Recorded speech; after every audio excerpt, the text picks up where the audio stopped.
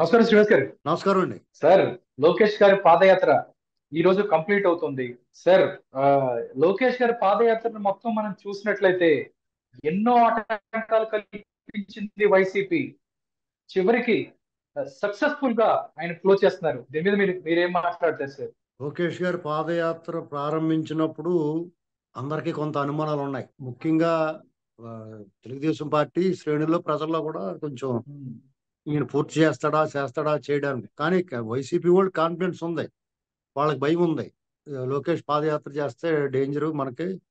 ఆ పాదయాత్ర కన్నా ముందే అతను ఒక రకంగా ప్రూవ్ చేసుకున్నాడు. మనిషి రూపురేఖలు మారినాయి, మాట తీరు మారింది, మంచి ఫిరోషియస్ గా ఫైర్ గా ఉన్నాడు. ప్రెస్ అడ్రస్ చేసినప్పుడు కూడా చాలా సమర్థవంతంగా మాట్లాడుతూ ఉన్నాడు. ఇవన్నీ చూసిన తర్వాత వాళ్ళకు కొంచెం అవును వాళ్ళకు సార్. కూడా వాళ్ళకైతే కాన్ఫిడెంట్ గా ఉన్నారు లోకేష్ పాదయాత్ర సక్సెస్ అవుద్దని. అయితే ఒక వారం 10 రోజులు చూద్దామని ఆగారు. మొదట్లో కొంచెం పెద్ద ఆటంకాలు పెట్టకపోయినా చిత్తూరు జిల్లా బంగారపాళ్యం వచ్చేటప్పటికి మొదలు పెట్టారు. జీవో సార్, నెంబర్ 1 వంక అడ్డం పెట్టుకుని ఆయనకి మైక్ లాక్కోవడం, స్టూల్ లాక్కోవడం, ఇవన్నీ రకరకాల ఒకటి రెండు కాదు కవ్వించడం, దాడులు చేయడానికి సిద్ధపడడం, చాలా ప్రయత్నాలు చేశారు. కానీ లోకేష్ గారు పబ్లిక్ లో కలిసిపోయి ఆ, రోజు రోజుకి ప్రజలకి దగ్గర అయిపోతా వాళ్ళందరూ కూడా ప్రజలు కూడా మౌత్ టాక్ వల్ల మీడియా కూడా పెద్ద చూపించలేదు. యాక్చువల్ గా లోకేష్ గారి పాదయాత్ర స్టార్టింగ్ లో మీడియా పెద్ద అవునండి. అప్పుడు అందరూ చెప్పుకుంటున్న పచ్చ మీడియా అని చెప్పుకుంటున్న వాళ్ళు కూడా లోకేష్ గారి పాదయాత్ర పెద్ద కవర్ చేయలేదు. కానీ మౌత్ టాక్ వల్ల ప్రజల్లో ఆదరణ వచ్చింది. ఆయనకి ఆయన అవును. పాదయాత్ర మీద అందరికి ఆసక్తి పెరిగింది. అలాగే ఆయన చిత్తూరు జిల్లా దాటక ముందే 3 ఎమ్మెల్సీలు కొట్టాడు. తెలుగుదేశం పార్టీ మూడు అవును ఎమ్మెల్సీలు కొట్టాడు. దాంతో కొంచెం సార్. అందరికీ అటెన్షన్ పెరిగింది. వాళ్ళు ఇంకా వైసీపీ వాళ్ళు అయితే ప్రభుత్వం ఇంకా ఏక టాకీనానికి ఆటంకాలు ఎక్కడికి వెళ్ళినా కానీ దినదినగండం. ఏంట్రా ఇవాళ ఏం ఆటంకం పెడతాడు, ఇవాళ ఏం అడ్డం చెప్తాడు, ఇవాళ ఏ ఆఫీసర్ వచ్చి ఏ వంక పెడతాడో, ఏ రకంగా ఆపుదామని చూస్తాడు అనేటువంటిది ఆసక్తి ఉంది అందరికి. వీళ్ళని కూడా అలాగే సార్, ఆ, వాలంటీర్లు ఇబ్బంది పెట్టేవారు, ఈ క్యాంప్ సైట్ లో ఇబ్బంది పెట్టేవారు, రకరకాలుగా చాలా ఒకటి రెండు కాదు. ఏకంగా ఈ పాదయాత్ర నడుస్తున్నంతకాలం ఒక్కొక్కసారి క్యాంప్ సైట్ మీద వచ్చి దాడి చేసిన రోజులు ఉన్నాయి పోలీసులు. భీమవరంలో అయితే మొత్తం వీళ్ళందరినీ అరెస్ట్ చేసి తీసుకెళ్లిపోయారు, అందరి మీద దాడి చేసి. ఇలాగా ఆయన వాలంటీర్లు అందరిని రాయలసీమ, అరెస్ట్ చేశారు. అవునండి, రాయలసీమలో ఆయన పాదయాత్ర సూపర్ సక్సెస్ అయిందండి బాగా. అంటే అక్కడ కొంచెం వీక్ ఉంటది, కోస్తాలకు వచ్చినప్పుడు బాగుంటుందేమో అనుకున్నారు అందరు. కానీ చిత్తూరు జిల్లా దాటేటప్పటికే పుంజుకుంది గట్టిగా. అనంతపురం జిల్లాలో వచ్చినప్పుడు రైజ్ అయింది. కర్నూలు, కడప ఇక పీక్స్కి వెళ్ళిపోయింది. అసలు ఆశ్చర్యం అందరికీ. అక్కడ తెలుగుదేశం పార్టీ కొంచెం వీక్ ఉంటుంది జనరల్ గా. కడప కర్నూలులో ఈ మధ్యకాలంలో ఒకప్పుడు చాలా బాగుండి వైభవం ఉండేది. ఒక 2 3 ఎన్నికలుగా వాళ్ళకి ఫలితాలు నిరాశాజనకంగా ఉన్నాయి కడప కర్నూలులో. అటువంటి చోట లోకేష్ గారికి జన నీరాజనం పట్టారు. అది చూసిన తర్వాత అందరికీ కూడా ఒక కాన్ఫిడెన్స్ వచ్చింది. లోకేష్ గారు లీడర్ గా ఎస్టాబ్లిష్ అయ్యాడు. జనాన్ని జనం బాగా రిసీవ్ చేసుకుంటున్నారు ఈయన్ని. యూత్ కి బాగా కనెక్ట్ అయ్యాడు అనేటువంటిది అర్థమవుతుంది. ఆయన ఈ రాయలసీమలో ఉండగానే రెడ్ల సంఘంతో మీటింగ్ అయింది, విద్యార్థులతో మీటింగ్ అయింది, ఇంకా కుల సంఘాల అందరితో 2 3 మీటింగ్లు అయినప్పటికీ ఒక కాన్ఫిడెన్స్ వచ్చింది అందరికి. ఆయన సమాధానం చెప్పి తీరుగని ఎవరికైనా ఉన్న సందేహాలని ఆయన స్పష్టంగా చాలా క్లారిటీగా వాళ్ళకి అర్థమయ్యేలాగా ఒప్పించి మెప్పించాడు. దాంతో అతని మీద అందరికీ కూడా నమ్మకం కలిగింది. పార్టీ శ్రేణులు కూడా ఉత్సాహంగా పాల్గొనడం మొదలుపెట్టారు. ఇక నెల్లూరు ప్రకాశం జిల్లాలో పీక్స్ ఒక మాస్ క్రౌడ్ పుల్లర్ పర్యటనకు వచ్చినట్టే. ఎవడరా మమ్మల్ని ఆపేది అన్నట్టు ఉంది. వాళ్ళ వాళ్ళ ఆ ప- పాదయాత్ర గాని, ఆ జనాలు రావటం గాని, గ్యాదరింగ్ గాని. ఇంకొక గుంటూరు కృష్ణా జిల్లాలో, కృష్ణా జిల్లాకు వచ్చేటప్పటికి తెల్లవారుజాము వరకు కూడా పాదయాత్ర సాగిందంటే జనాల్లో ఎంత క్రేజ్ వచ్చేసిందో చూసుకోవచ్చు. సెల్ఫీ విత్ లొకేషన్ అనేటువంటి పెద్ద అట్రాక్టివ్ ఇదైపోయింది. అక్కడ వేల మంది, రోజు 3,000 మంది 4,000 మంది సెల్ఫీ తీసుకోవడం. అంత అసలు ఇంత ఓపిగ్గా సెల్ఫీ తీసుకోవడానికి జనం వస్తారు, ఎందుకు రారు, బ్రహ్మాండంగా వస్తారు. ఇప్పుడు ఎవరు కనపడ్డా కానీ సెల్ఫీ తీసుకోవడానికి వచ్చేస్తున్నారు. కానీ లోకేష్ గారు అంత ఓపిగ్గా 3,000 మంది 4,000 మందికి సెల్ఫీ ఇవ్వడానికి నిలబడి అసలు అంత దూరం నడిచి మళ్ళీ అంత శ్రమ పడి ఇంత ఓపిగ్గా సెల్ఫీలు ఇవ్వటం, వాళ్ళందరినీ రిసీవ్ చేసుకోవడం, ఎవరన్నా పాదయాత్రలో కూడా విసుక్కోకుండా కలిసి మాట్లాడడం, వాళ్ళతో కలిసి అడుగులేయటం, వాళ్ళ పెద్దవాళ్ళకి చాలా మర్యాద ఇవ్వటం, వాళ్ళ పాదాలు నమస్కారం, సీనియర్ కార్యకర్తలను ఎంతో గౌరవించాడు ఆయన. ఇదంతా కూడా అతని వ్యక్తిత్వాన్ని, అతని మనస్తత్వాన్ని ప్రజలకు పరిచయం చేసిందండి. యాక్చువల్ గా లోకేష్ గారు ప్రజలను తెలుసుకుందామని బయలుదేరాడు కానీ ప్రజలు లోకేష్ గారిని తెలుసుకున్నారు, బాగా తెలుసుకున్నారు.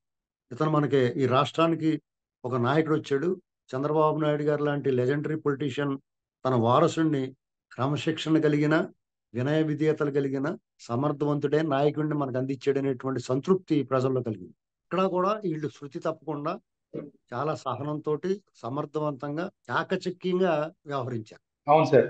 మొదటి రోజు నుంచే చూసుకున్నట్లయితే తారక రత్న మరణం అవ్వచ్చు, మధ్యలో చంద్రబాబు నాయుడు గారిని అరెస్ట్ చేయటం అవ్వచ్చు, ఇవన్నీ దాంతో పాటు వాలంటీర్లను తీసుకెళ్లి జైలులో పెట్టడం అవ్వచ్చు, ప్రతి చోట ఎక్కడైతే వాళ్ళు ఏం చేయాలనుకున్న ప్రతి చోట ఆపే ప్రయత్నం చేసింది వైసీపీ. కానీ అంతకన్నా అంటే ఉవ్వెత్తున ఉత్సాహంతో శ్రేణులు కానివ్వండి, దాంతో పాటు లోకేష్ కు కూడా ముందుకు వెళ్ళడం జరిగింది. అంటే జనాలు కూడా ఫస్ట్ లోకేష్ స్టార్ట్ చేసినప్పుడు దగ్గర దగ్గర కనీసం ఒక 50 మంది కూడా లేని పరిస్థితి. కానీ దాని తర్వాత క్రౌడ్ పెరిగిపోతూ ఉంది. అంటే ఈ యువగళం పాదయాత్ర ద్వారా లోకేష్ ఒక మంచి నాయకుడిగా ఎమర్జ్ అయ్యారు అనుకోవచ్చా? ఇప్పుడు చాలా బాగా జనాలు వస్తున్నారని చెప్పుకోవడానికి ముందులో అసలు లేరని చెప్పుకోవడం కరెక్ట్ కాదు కానండి. నేను ఎందుకంటే స్టార్టింగ్ అప్పుడు నేను అక్కడే ఉన్నాను.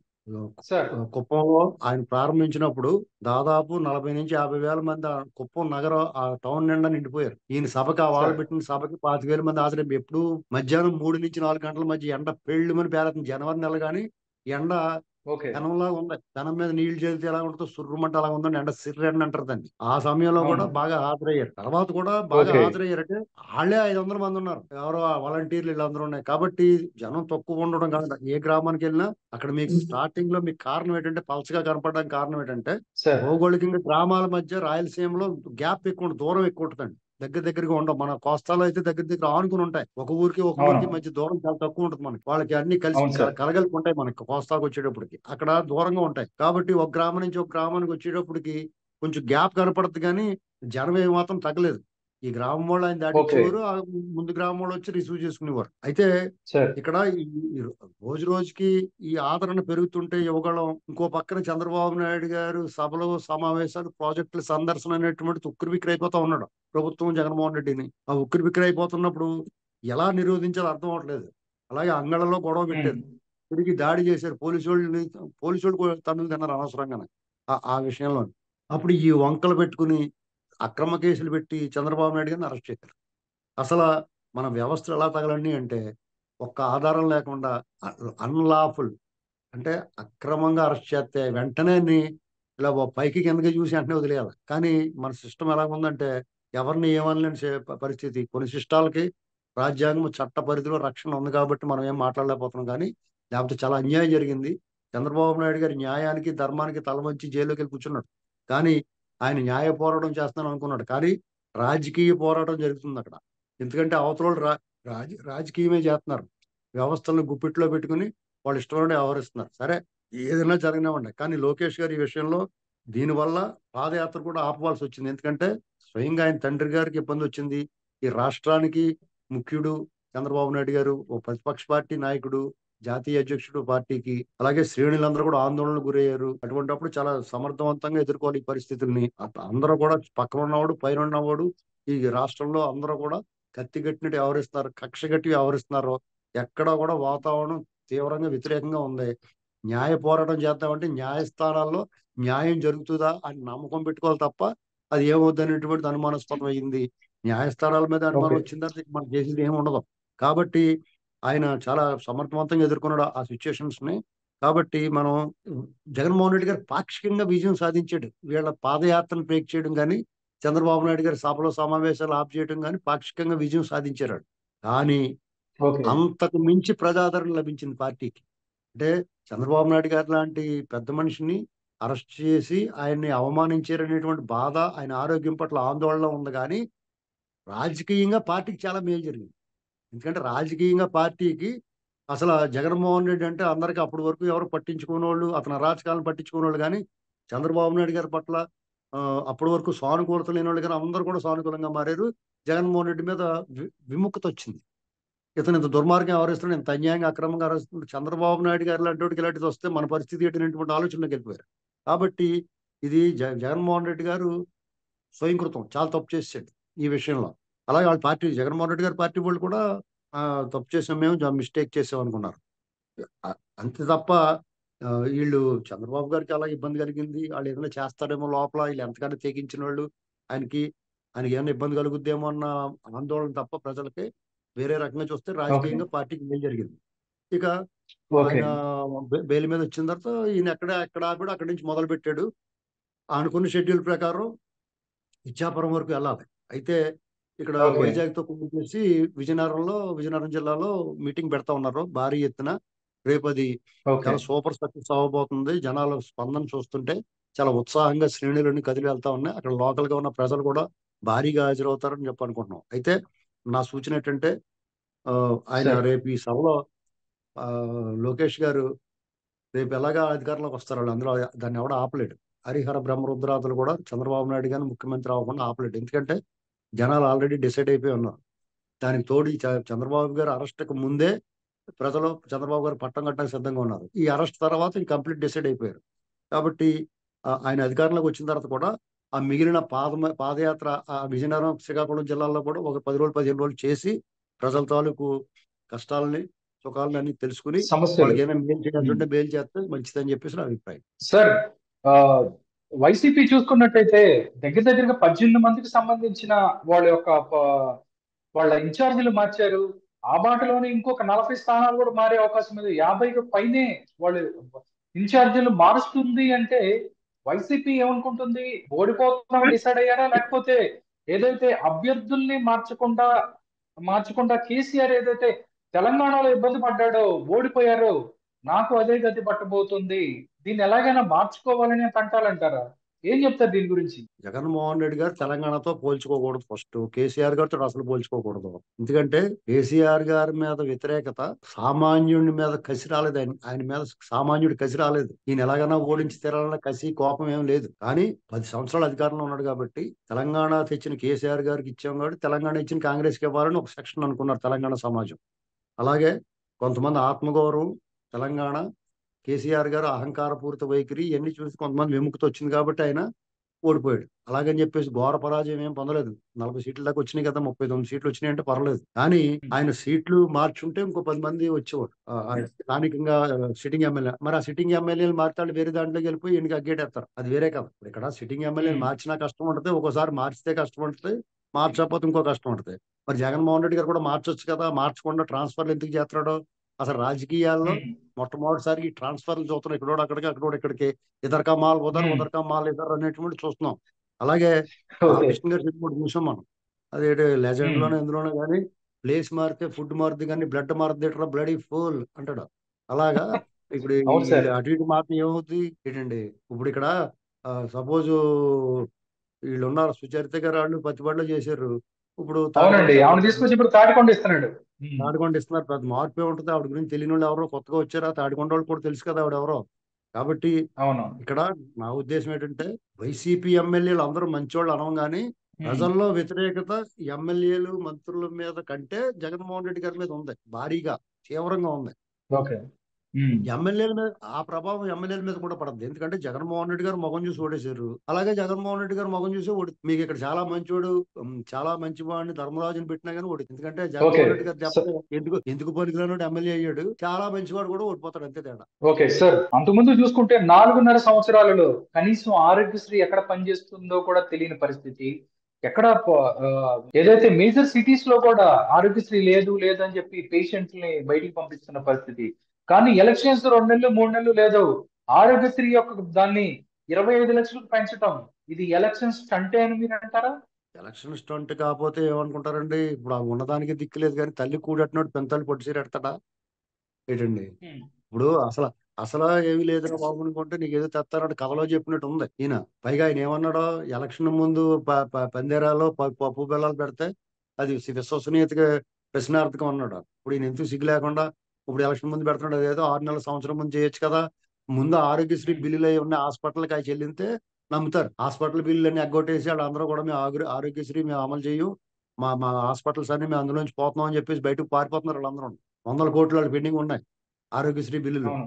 ఆరోగ్యశ్రీ బిల్లులు చెల్లించకుండా ఈయన 25 లక్షలు 1 కోటి రూపాయలు ఇస్తామంటే సుఖమే ఉందండి వాళ్ళకి బిల్లు ఇవ్వకుండా. ఓకే సార్, ఇంకోటి కూడా సార్, అంగన్వాడీలు చూసుకున్నట్లయితే 4-5 రోజుల నుంచి వాళ్ళు అంగన్వాడీలు వీళ్ళందరూ ఆశా వర్కర్లు బోరు నేడుస్తున్నారు. కానీ ఇప్పటి వరకు కూడా అంటే వాడి మీద దాడి చేస్తున్న పరిస్థితి జరుగుతుంది.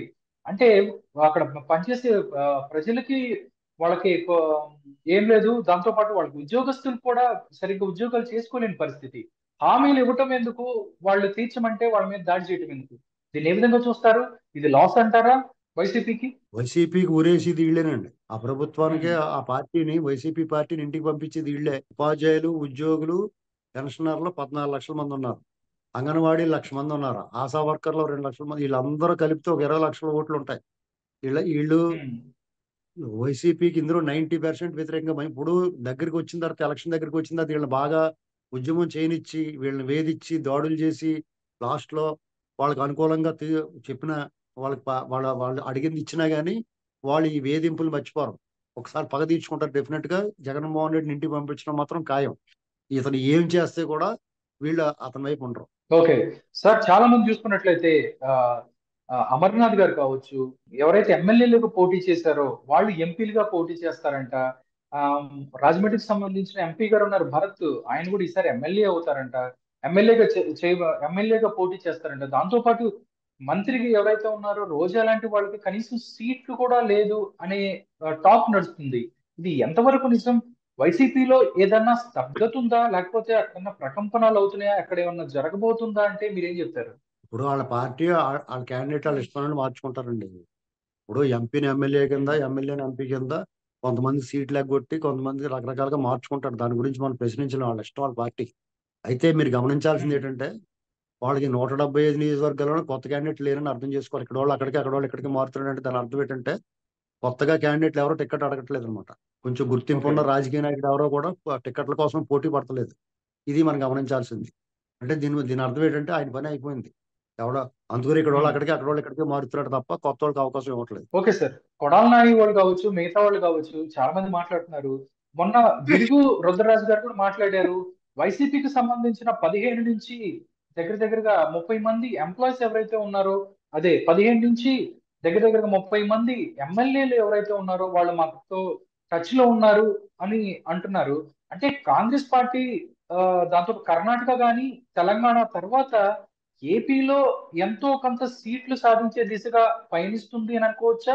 దాని ప్రభావం ఎంత ఉండబోతుంది ఆంధ్రప్రదేశ్ లో? ఇప్పుడు కాంగ్రెస్ పార్టీ పుంజుకోవడానికి అవకాశం ఉంటుందండి ఎప్పటికైనా. ఎందుకంటే వాళ్ళు మూలాలు ఉన్నాయి, పునాదులు ఉన్నాయి కాబట్టి. ఉమ్, ఇప్పుడు వైసీపీలో ఉన్న బ్యాచ్ జగన్మోహన్ రెడ్డి వీళ్ళు ఎవరన్నా తయారు చేసేటి వీళ్ళందరూ కూడా వాళ్ళు బతుకంతా ఎవరో ఒకళ్ళు దుబ్బెత్తమే కదా. ఇక ఆయన ఉమ్, వాళ్ళ నాన్న ముఖ్యమంత్రిగా ఉన్నప్పుడు ఆస్తులు కొల్లగొట్టేసాడు. తర్వాత పార్టీ పెట్టి పార్టీ క్యాడర్ని దుబ్బేసాడు. ఇప్పుడు వాళ్ళందరూ ఈయన పని అయిపోయిన తర్వాత వాళ్ళందరూ ఏం చేస్తారు? తెలుగుదేశంలోకి వెళ్ళలేని వాళ్ళందరూ కూడా మళ్ళీ కాంగ్రెస్లో పోతారు. ఇప్పుడు కాంగ్రెస్ పుంజుకుంటుంది, ఏదో రకంగా చేస్తారు. వచ్చిన తర్వాత అయితే వాళ్ళు అధికారంలోకి వచ్చేంత సీన్ ఉండదు కానీ జగన్మోహన్ ఇంటికి పంపించడం మాత్రం పనికొస్తారు వాళ్ళు. ఓకే. సార్, మొన్న ఉద్దానం సభలో చూసినట్లయితే పవన్ కళ్యాణ్ మీద కామెంట్స్ చేస్తున్నాడు జగన్మోహన్ రెడ్డి. ఆయన ఎప్పుడు మాట్లాడినా కూడా బర్రెలకు తెలంగాణలో వచ్చిన ఓట్లు కూడా ఆ, ఏదైతే జనసేన పార్టీ సాధించలేకపోయింది అంటూ మరోసారి 3 పెళ్లిళ్ళు విషయం మళ్ళీ తెర మీద తీసుకొచ్చారు. అంటే పవన్ కళ్యాణ్ గురించి మాట్లాడాలంటే వాళ్ళ దగ్గర సబ్జెక్ట్ ఇంకేం లేదు అని అనుకోవచ్చా? ఇది చాలా అన్యాయం అండి. పవన్ కళ్యాణ్ గారిని పదే పదే పెళ్లిళ్ళ విషయంలో ఆయన విమర్శించడం అనేటువంటిది ఆ, దుర్మార్గం. ఎందుకంటే ఆయన ఆయన ఎవరికి సీక్రెట్ గా ఏం చేసుకోలేదు కదా. ఓపెన్ గా చట్టబద్ధంగా ఉమ్, పెళ్లి చేసుకున్నాడు, చట్టబద్ధంగా విడాకులు ఇచ్చుకున్నాడు. ఆయన నచ్చలేదు. ఈ ఉభయలో కూడా మ్యూచువల్ అండర్స్టాండింగ్ తోటి విడాకులు తీసుకున్నారు. అందులో తప్పే ఉందో నాకు కనపట్ల.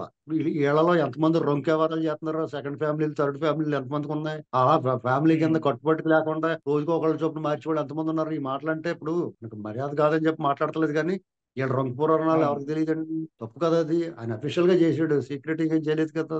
దొంగ వ్యవహారం ఏం చేయలేదు కదా. ఇది గమనించుకోవాలా. పైగా వ్యక్తిగత జీవితం వేరు, రాజకీయం వేరు. రాజకీయంలో నువ్వేం చేసావు? నువ్వు అవినీతి చేసావా? నువ్వు తప్పు చేసావా? నువ్వు ప్రజలకు ఏం చేస్తావు? ఇది విమర్శించుకోవాలి. ఆయనకి విమర్శించడానికి ఏమీ లేక ఆయన వ్యక్తిగతంగా వెళ్తున్నారు. చాలా తప్పు వ్యవహారం. ఆ విషయంలో పవన్ కళ్యాణ్ గారి వైపునే మనం అందరం మద్దతుగా ఉండాలి. సార్, ఏపీలో బీజేపీకి సంబంధించి క్లారిటీ లేదన్నమాట వాస్తవంగా వినిపిస్తుంది. అంటే జనసేన టీడీపీ కలిసి వెళ్లే ప్రయత్నం చేస్తుంది. వీళ్ళిద్దరి మధ్య అండర్స్టాండింగ్ ఉంది. బీజేపీ కూడా వచ్చే అవకాశం ఉందా, లేకపోతే బీజేపీ సొంతంగా పోటీ చేయబోతుందా అనేది కన్ఫ్యూజ్ ఉంది. యాజ్ ఏ అనలిస్ట్ గా మీరేం చెప్తారు? బీజేపీ వైఖరి ఎలా ఉండబోతుంది ఏపీ ఎలక్షన్స్ లో? బీజేపీకి ఆంధ్రప్రదేశ్ లో సీన్ లేదండి. వాళ్ళకు ఉన్నది ఏంటంటే, మాకు ప్రజలు ఉన్నారు, మహిళలు, వృద్ధులు, ఉపాధ్యాయులు మాకు ఓట్లు వేస్తారు, మీకు ఎవరున్నారని అడిగారు అనుకోండి బీజేపీ వాళ్ళని, మేరా పాస్ సిస్టమ్ హై అంటారు. అంటే వాళ్ళ దగ్గర ఈడీ ఉంది, ఐటీ ఉంది, జ్యుడిషియరీ ఉంది, సిబిఐ ఉంది, ఇవన్నీ ఉన్నాయి వాళ్ళ చేతిలో. ఎలక్షన్ కమిషన్ ఉంది ముఖ్యంగానే. దొంగోట్లు దొంగోట్ల చేరికలు, ఉన్న ఓట్లు తీసేయటం, అరాచకం, అన్యాయాలు, దుర్మార్గాలు, ఎలక్షన్ వైలెన్స్, ఇవన్నీ వాళ్ళు చూసి చూడనట్టు వదిలేస్తే జగన్మోహన్ రెడ్డి చెలరైపోవచ్చు అని చూస్తున్నాడు. దానికోసం నువ్వు ఉండరా బాబు నా వెనకాల అని అంటున్నారు తప్ప, బీజేపీకి వాళ్ళ ముఖం చూస్తే ఎవడేస్తాడు ఓటు? వాళ్ళ ఓటాలు చూడండి ఎలా ఉన్నాయో ఒక్కొక్కళ్ళని. వాళ్ళ ముఖం చూసి ఓటేస్తాడు ఎవడన్నా? ఎందుకంటే ఈ రాష్ట్రానికి ఎంత ద్రోహం చేశారు వాళ్ళు. మోడీని, అమిత్ షాని చూస్తే ఓటేస్తాడు ఎవడన్నా? ఆ లోకల్గా ఉన్న లీడర్లు పాపం ఎవరెవరితో పొత్తుంటే బాగుంటుంది, వాళ్ళు పోరాడాలనుకుంటారు, వాళ్ళు తప్పలేదు. రాష్ట్రానికి అన్యాయం జరుగుతుంది, ఓకే. వాళ్ళు వాళ్ళ అధిష్టానం ముందు మాట్లాడలేకపోతున్నారు ఎవరన్నా. ఇప్పుడు ముందున్న ఉమ్. వాళ్ళు కానీ తర్వాత ఉన్న వాళ్ళు కానీ వాళ్ళు ఆ, వాళ్ళు రాజభక్తికి వాళ్ళకి పై వాళ్ళు ఏమనుకుంటున్నారో దాని ప్రకారమే పోతున్నారు వాళ్ళు. ఎందుకంటే వాళ్ళ మనసు తెలుసుకుని దాని ప్రకారం వ్యవహరించారు. సోమవీర్రాజు కూడా మనం ఎక్కువ విమర్శించలేము. వాళ్ళు కూడా ఉసుకో అంటే గట్టిగా మాట్లాడేవారు వాళ్ళు. ప్రభుత్వం మీద విచిత్రంగా వాళ్ళు ప్రభుత్వాన్ని మీద విమర్శించకుండా ప్రతిపక్షాన్ని విమర్శిస్తారు వాళ్ళు. టీడీపీ లేకుండా చేసేస్తే మేము వచ్చేయకుండా వాళ్ళ జీవితంలో జరగదు. ఆంధ్రప్రదేశ్లో వాళ్ళకి సూది మనం మోపినంత కూడా జరగదు. ఎవరో ఒకరు తోకబట్టుకుని ఏలాడబడాల్సిందే. వాళ్ళు టీడీపీతో పొత్తులు ఉన్నంతకాలం నమ్మకమైన మిత్రుడు, విశ్వాసమైన మిత్రుడు కాబట్టి వాళ్ళకి ఇక్కడ జాగా దొరికింది. ఎమ్మెల్యేలు, ఎంపీలు అయ్యేవారు, మంత్రి పదవులు వచ్చి వాళ్ళకి ఆ విశ్వాసఘాతకుల కింద టీడీపీని వదులుకున్నారు. వాళ్ళ గతి అధోగతి పాలైంది. ఓకే. కాబట్టి వాళ్ళు ఉన్నా ఒకటే లేకపోయినా ఒకటే. 6,000 అటోళ్ళు వాళ్ళు ఉంటే 6,000 వల్ల మనకి ఏం ఉపయోగం పడతాయి? అల్లాడిస్తాను కూడా ఏమో. పనిచేయదు అది. కాబట్టి ఉమ్. ఇక్కడ ఏంటంటే వాళ్ళకి సిస్టమ్ ఉంది. వాళ్ళు వాళ్ళు ఉంటే మన వైపుని అన్యాయాలు జరగవేమో అని అంతే తప్ప, ఒక రకంగా టీడీపీ వల్ల వాళ్ళకే ఉపయోగం. రేపు పొద్దున 25 సీట్లు ఎంపీలు వస్తే వాళ్ళ రిక్వెస్ట్ చేసుకుంటే వాళ్ళకి సపోర్ట్ ఇవ్వచ్చు, వాళ్ళకి ఉపయోగపడుతుంది. అయినా సరే వాళ్ళు బెదిరించి మెడమే కత్తి పెట్టి వీళ్ళతో పొత్తు కోసం బెట్టి చేస్తున్నారు సిగ్గు లేకుండా. ఇంకా వాళ్ళకి అవసరం ఉమ్. వాళ్ళకి.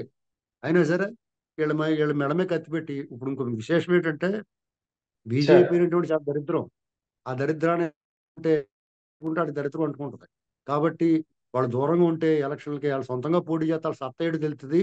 నోటా కంటే ఓట్లు తక్కువ వస్తాయి.